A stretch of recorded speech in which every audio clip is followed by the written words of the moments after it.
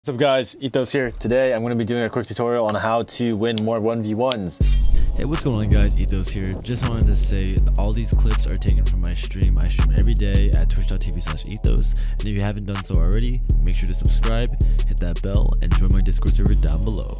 Enjoy the video. So lesson one about 1v1s is that information is everything. It's literally key. So if you're just stomping around and running, right, and the enemy didn't know where you were before and now you're making noise and they do now, you're already just putting yourself in a disadvantage, especially if you don't know where your enemy is, right? Information is everything. Even if they knew where you were, like let's say 10 seconds ago, if you're cutting noise and you're walking and you are, repositioning, or you even just staying in the same place and faking that you're relocating, then you are increasing your advantage by kind of making yourself unpredictable and making it hard for the enemy to figure out where you are. So on both sides, information is key. Try and make it so that the enemy doesn't know what you're doing, where you are. You could be pushing up on them, you could be moving away.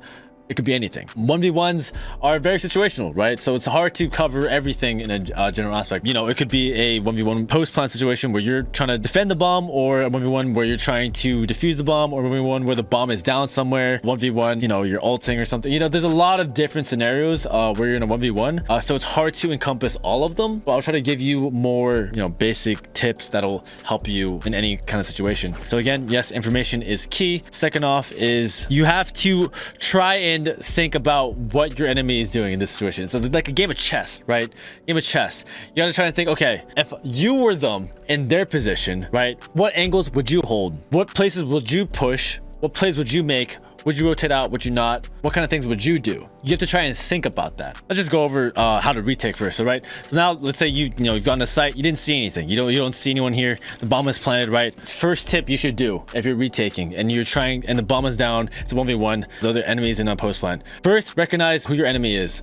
What agent are they playing? If it's Killjoy, Brimstone, Sova, Viper, or maybe even Phoenix or KO, I don't know, just agents that have molly lineups or like shock dart lineups or damage lineups for the bomb. Understand that first. That means that you immediately should tap the bomb. Immediately. In any situation, you should always tap the bomb right away if you're right next to it, but especially for any of the agents that I just listed that have post-plant utility. So tap it right away. Also, depending on what agent you're playing, right, you should understand what kind of utility you have that can help you in this situation. So for Sova, right, obviously darting A main is good. If you want to tap it, then you can figure out if this guy's A main or not. If you're tapping it and there's no scan A main, that means and the dart doesn't break, obviously, then he's probably playing tree or maybe flanking you heaven. If you're playing jet, smoke the bomb and get a half. If you're playing raise, nade A main or something and tap it or get it a half. If you're playing Reyna, to throw a flash up, something. You gotta understand what kind of utility you have. Killjoy, throw a turret up, throw mollies down, alarm bot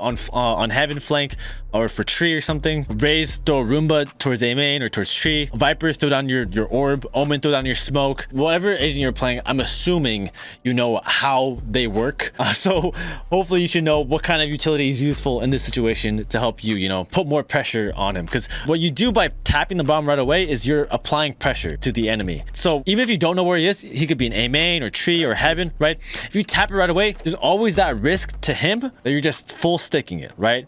So now he's gonna give some sort of cue, maybe throw whatever utility is to get you off the bomb, or maybe he makes a step, or maybe he peeks out, right? And that will immediately, make things easier for you if you can figure out where he is. So if you just tap it, right away, and then you come out, and then you're waiting, you're like in a position where you're safer, you're holding for him to show himself, then that makes your chances of success much higher. So always tap the bomb right away, apply that pressure to make them want to peek out. Next is if you do know where they are, let's say if you do know that they're in A main, or if you do know that they're in tree, right? And let's say you have your jet or Sova or Viper or whoever, right? And you have utility to help you half it. Always half it if you can. Always half it if you can. Halving the bomb on a defuse is honestly probably one of the safest options you can do, and will honestly save you a lot of rounds if you do it. It's better to try to half it than not half it, because most players aren't just gonna swing right off the tap, because a lot of people just tap right away and they have their gun up. So if they literally just hear the tap and they're immediately swinging, then they're pretty dumb. They're pretty dumb. Most good players won't do that. They'll try to play this mind game, but because they're trying to play that mind game, most good players will try to play this mind game of like trying to jiggle and try to figure out if you're actually sticking or not. You can usually get a half, and then the second tap, once it's already halved, will apply so much more pressure. And sometimes if they're too far away, you can honestly just stick it for the full defuse. So always half it if you can. That's always a good rule of thumb. Next, we're gonna go into holding an angle. Let's say you know where he is. Let's say you know he's A main. You know he's tree. You know he's heaven, right? First step is to position yourself somewhere good. Put yourself in an off angle. Put yourself somewhere that you're not expecting. So you can tap it and then immediately get off the bomb. Let's say you know he's A main. You know he's tree. You know he's heaven, right? Tap it, immediately get off the bomb. Get wide. Get wide. Because you know what he's gonna be doing, right? He's gonna be like this. He's gonna be pre-aiming the bomb, right? So he's gonna peek out like this. He's gonna swing out like this with his crosshair trained towards the bomb, and you're gonna be out wide. So then he will have to do more correction with his crosshair than you will. So if you come out wide like this, you also see him first as well. You will come out wide like this, play an off angle, tap, and then immediately walk off the bomb. Don't step off the bomb, walk off the bomb. Reposition yourself at an off angle, and now you have an advantage here. But playing off angles are huge. And then to actually win this fight, holding single, I see a lot of people just how to hold angles in general, and I'll show you guys an aim lab. What scenario is really good for practicing holding angles? It's called angle hold. I'll show you guys in a second. But what you don't want to do is this. You don't want to put it right at the corner here, right? Because there's a chance he wide swings out, right? Don't put it all the way out like this, because he's probably not going to swing that wide. But put somewhere in the middle. Somewhere in the middle. It's like that. Because even if your crosshair's here, right? Even if your crosshair's here, you still have to react. You still have to take your reaction time into account and react and shoot, right? In the meantime, you're gonna miss a lot more shots here than having your crosshair just a little bit further out like that. Because you know, there's a jiggle peek or peeks close, like peeks tight, then you can flick to him, right? If peeks wide, you can flick to him.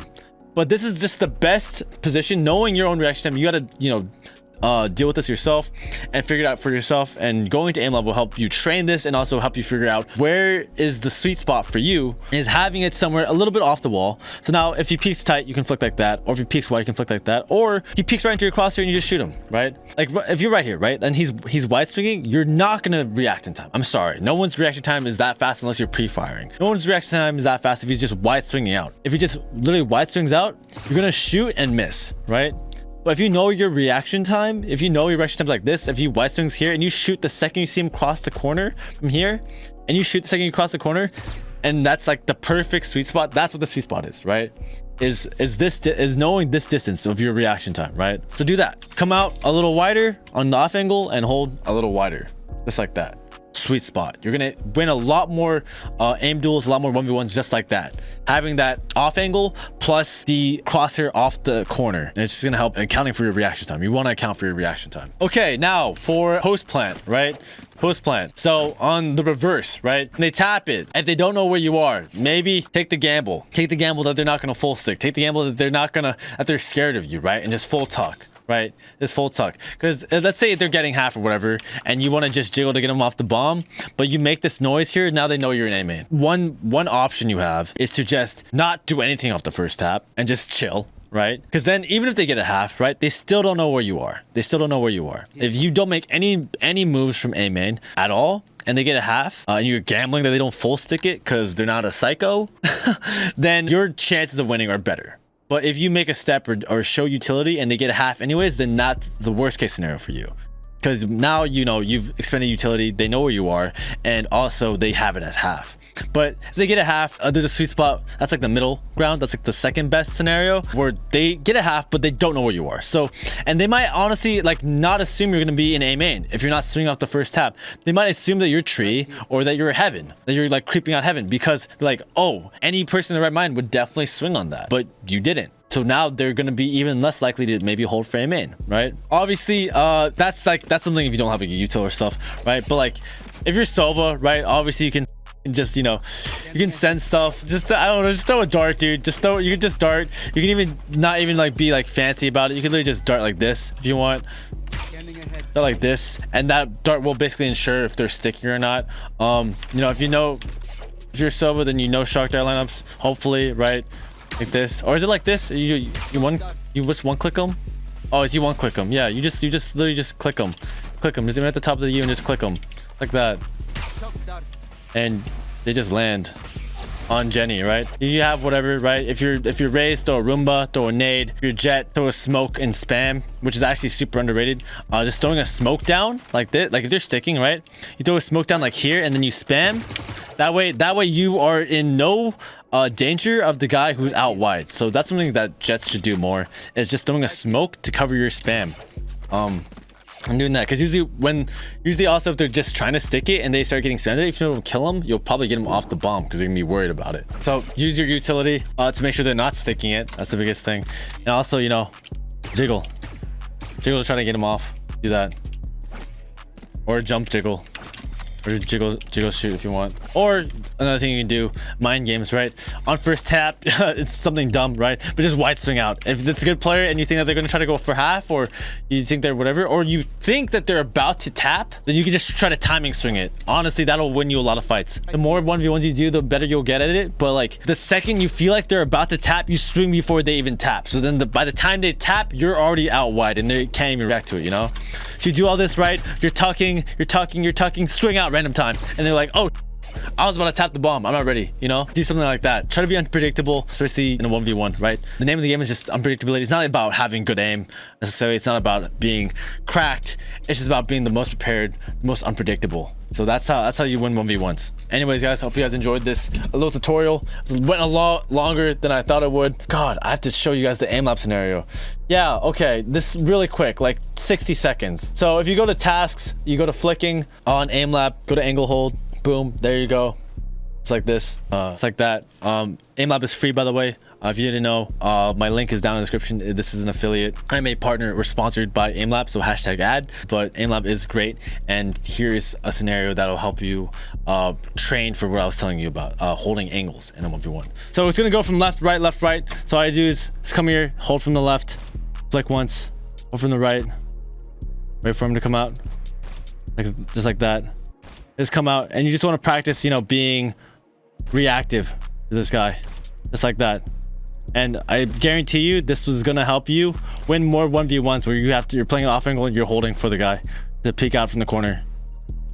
It's actually sick, especially once you get in the rhythm of it. It'll 1000% help you improve in your 1v1 angle hold scenarios, you know, situations.